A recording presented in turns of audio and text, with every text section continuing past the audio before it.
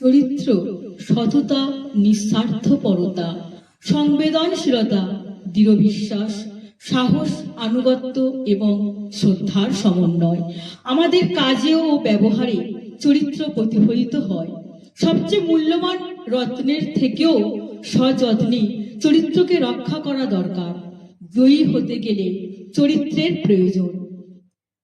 প্রকৃতি পাখিদের খাবার সৃষ্টি করেছে। খাবার সংগ্রহের জন্য পাখিদের কঠোর পরিশ্রম করতে হয়।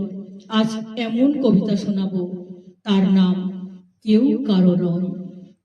পৃথিবীর সব ঘুঘু সুর মিলিয়ে কেন এমন করে ডাকছি? কত যুগ যুগান্তর ধরে কার তরে কাঁদছি?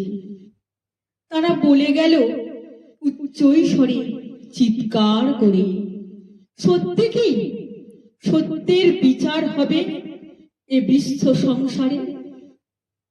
এই জগৎকে দেখে লাগছে ভয়।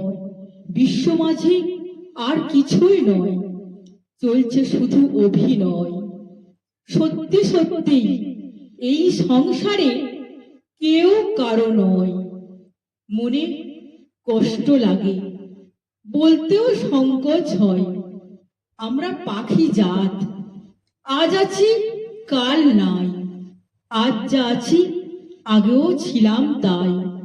মনে হয় মানুষ আজ অমানুষ হয়ে গেছে ভাই।